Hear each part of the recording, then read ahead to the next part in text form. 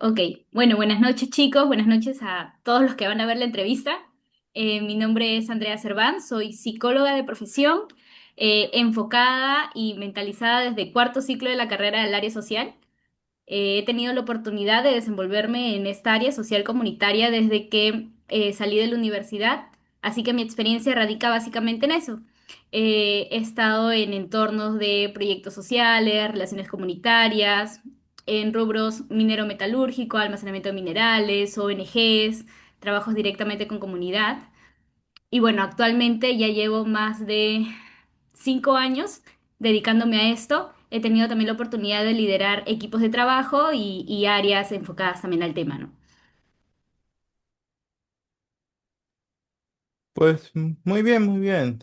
Y ya para más o menos ir comenzando, diría yo, ¿qué tal si nos podría, ya con las preguntas, queríamos primero saber, en un caso hipotético, digamos, en caso de sufrir un retraso en el desarrollo de un proyecto o debido al error de un miembro de su equipo, digamos, ¿qué haría usted o qué acciones tomaría al respecto? Ujú. Bueno, primero analizar la situación. Por ejemplo, si es que este error demanda que lo solucionemos al instante o si es que tendríamos un poquito más de tiempo para analizarlo, ¿no? En la situación en que tendríamos que solucionarlo rapidísimo, lo primero sería involucrar al equipo, principalmente a la persona que cometió el error en plantear una solución asertiva, eficiente para lo que está sucediendo, ¿no? Claro, sin criticar, sin de repente señalar, ¿no? Sino más bien fomentar el trabajo en equipo. Un poco el reencuadre positivo, ¿no? Ver un fracaso como una oportunidad. En caso tengamos más tiempo, definitivamente hacer una reunión para analizar bien qué es lo que ha sucedido. Cuando pasan ese tipo de situaciones, no siempre es error solamente de una persona. Muchas veces el contexto influyó muchísimo o de repente la interacción con otros miembros del equipo también. Entonces es importante un poco analizar el origen junto con todos los involucrados en vías de que esto no vuelva a suceder, ¿no? Ver ese error como una oportunidad de crecimiento, como una lección aprendida. Muchas gracias. Continuando con la segunda pregunta, en el caso hipotético de que en su equipo surja un conflicto fuerte entre dos personas por diferencias de opinión, ¿cómo maneja usted estas emociones y las de los demás para evitar que afecte el clima laboral? Ujú. Eh, bueno, primero contener un poco la situación, porque siempre cuando hay ese tipo de confrontaciones se dan en una reunión de trabajo, por ejemplo, cuando estamos planteando una solución en equipo, ¿no? Entonces, el primer paso es contener la situación para que no pase a mayores. Posteriormente, hablar con cada uno para saber qué es lo que ha sucedido, porque este tipo de situaciones son muy evidentes en las reuniones. Entonces, hacernos de la vista gorda en realidad no funciona para nada. Conversar un poco con ellos de manera individual y después también de manera grupal para poder llegar a algunos acuerdos para que esto no vuelva a suceder. Porque muchas veces estas confrontaciones se dan no solamente por opiniones, sino también por temas de personalidad, ¿no? Por temas de enfoque, de trabajo.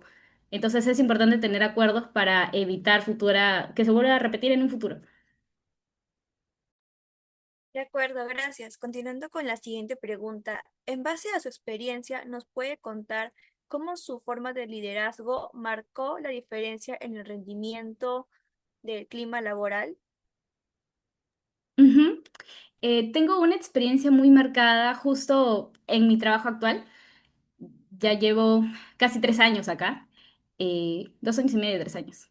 Y fue un tema al inicio de empatía meramente.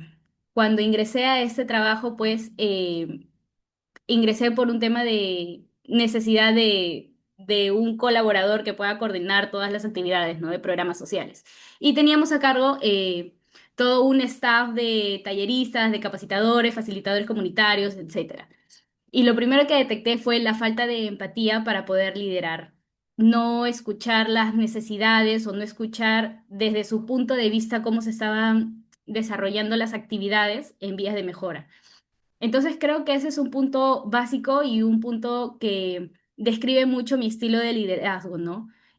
sentarme, escuchar, ser un poco más empática con mi equipo de trabajo y también incorporar sus opiniones dentro de una solución. Muchas veces eh, creemos que nuestra visión como líder es la que sí o sí debe hacerse y no nos ponemos a pensar que las personas que están día a día haciendo el trabajo o las que están haciéndolo de primera mano son justamente las personas que lideramos y las personas que conocen de mejor manera la realidad. Entonces, considerar cuál es su enfoque, su punto de vista es básico para poder mejorar el clima laboral y realmente ser un equipo eficiente. Bien, la siguiente pregunta es, en el caso de que exista bullying hacia un miembro de su equipo por parte de sus otros compañeros, ¿cómo actuaría ante la situación? Eh, Eso sí creo que es una situación que se debe confrontar. No de manera pública de repente, evaluando un poco la situación, pero sí abordarlo de manera directa. Primero con la persona afectada y después con la persona que está ejecutando el bullying, ¿no? Y evaluar si es que realmente es un componente que le conviene tener al equipo o en caso contrario no. A veces como líderes nos toca tomar ese tipo de decisiones, ¿no? Ver de repente que un miembro del equipo, una rueda, una tuerca en el engranaje no funciona y separarlo de la manera más asertiva en vías de mantener la buena eficiencia del equipo, el buen ambiente laboral y evitar que otros miembros del equipo sean afectados, ¿no? Bueno, pasando a la siguiente pregunta, ¿cómo usted gestiona sus emociones en caso de que tuviera una discusión con un familiar y de qué manera afronta la situación? Ujú. Primero respirando mucho. La verdad, eh, tomar un poco de tiempo para calmarme, para autorregularme antes de tener cualquier respuesta de manera impulsiva. Es que muchas veces la reacción es más rápida que la razón y eso causa muchísimos conflictos. Entonces, el primer paso es eso, autorregularme, tomarme un tiempo haciéndoselo saber a la otra persona, a mi familiar, que voy a tomarme un tiempo para poder controlar un poco mis emociones, regularlas y después hablar de manera más asertiva. Y muy bien, siguiendo, si un miembro de su equipo no está contribuyendo plenamente y al usted consultarle sobre la situación no está recibiendo ninguna respuesta por parte de ese compañero, ¿cómo afrontaría esta situación? Ujú. Bueno, conversar básicamente para saber qué es lo que está sucediendo, por qué es que no está funcionando. Muchas veces no vemos el trasfondo, ¿no? Vemos solamente la punta de la situación, pero no todo lo que hay abajo. Cuando uno se desenvuelve en un entorno laboral, pues influyen muchas cosas como lo que está pasando con familias, si hay hijos, si hay amistades, ¿no? Problemas personales, etcétera. Entonces, ver un poco por ahí qué es lo que está originando esta conducta y por lo tanto lo que está afectando al equipo. En caso se pueda solucionar de alguna manera, pues se busca las vías de solución, ¿no? Junto con la persona involucrada, claro. En caso no se pueda solucionar, pues ser lo más sincera posible y decirle a la persona que esto no está funcionando, ¿no? Y que de repente sería mejor, pues, que vea otras oportunidades, ¿no? O tome otros caminos que realmente vayan a ajustarse a su situación actual. Muchas gracias. Continuando, si los integrantes de su equipo no se comunican entre sí y toman decisiones en proyectos sin consultarle, ¿cómo reaccionaría ante esta situación y qué medidas tomaría para resolverla? Ujú. Me molestaría mucho.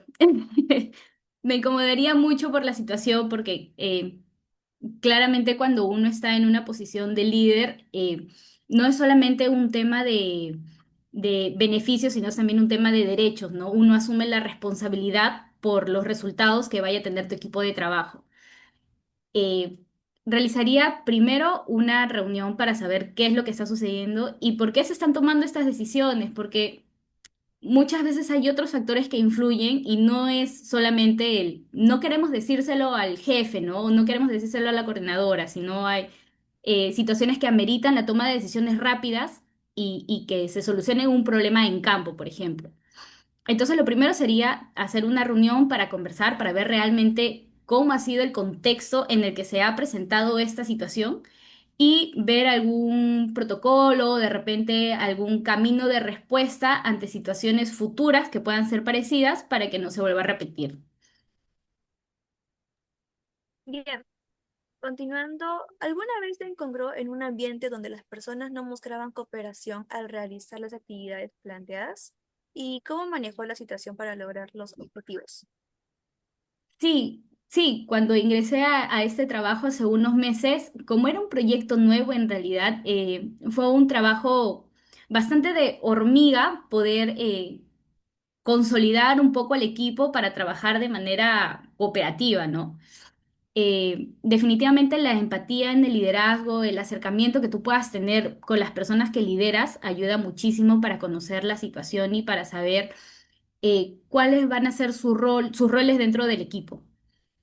Entonces lo primero que hice fue eso, ¿no? Ir a supervisar a campo, ver cómo se desenvuelven, acercarme un poco también a ellos para conocer un poquito más de cada uno, no solamente las de repente 5 o 6 horas que estamos juntos, sino qué hay más allá y poder identificar ya de manera estratégica qué rol iba a cumplir cada uno dentro del equipo, ¿no?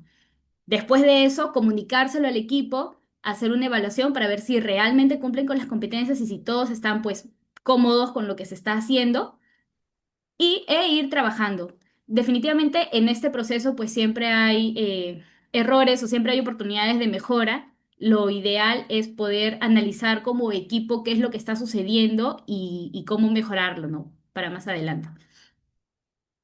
Bien, como última pregunta, ¿qué estrategias utiliza para motivar a su equipo cuando se encuentra desanimados o con baja productividad? Ujú. Eh, Acá hay varios tipos de estrategia, ¿no? Por ejemplo, tenemos las estrategias un poco más subjetivas, es que para eso debemos conocer a nuestro equipo. Por ejemplo, hay algunas personas a las que les motiva muchísimo el reconocimiento, entonces a esas personas felicitarlas en público. Hay otras personas, por ejemplo, que les motiva el tema de los beneficios en cuestión de tiempo. Normalmente las personas que tienen hijos, ¿no? Las mamás, por ejemplo. Entonces, si sabemos que has cumplido efectivamente, que realmente has sido eficiente, entonces, si tienes la actuación de tu pequeña, puedes tomar de repente medio día, ¿no? Para ir. Hay otras personas de repente que les resulta más conveniente o los motiva más el tema de que tengan la oportunidad de asumir el liderazgo en alguna actividad chiquita. Entonces, esa es otra estrategia, ¿no? Hacemos alguna actividad donde tú puedas ser responsable y tú mismo te encargas y nos encargamos también de darte un feedback posterior para que tú puedas seguir con tu crecimiento profesional, ¿no?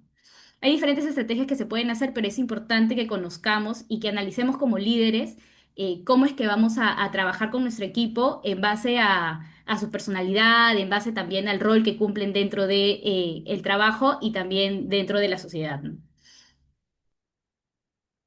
Listo, muchas gracias. Nos encontramos muy agradecidos por todas sus respuestas. Ujú. Sí, muchas Listo. gracias. De todo Listo. corazón, muchísimas gracias por su Muchas tiempo. gracias.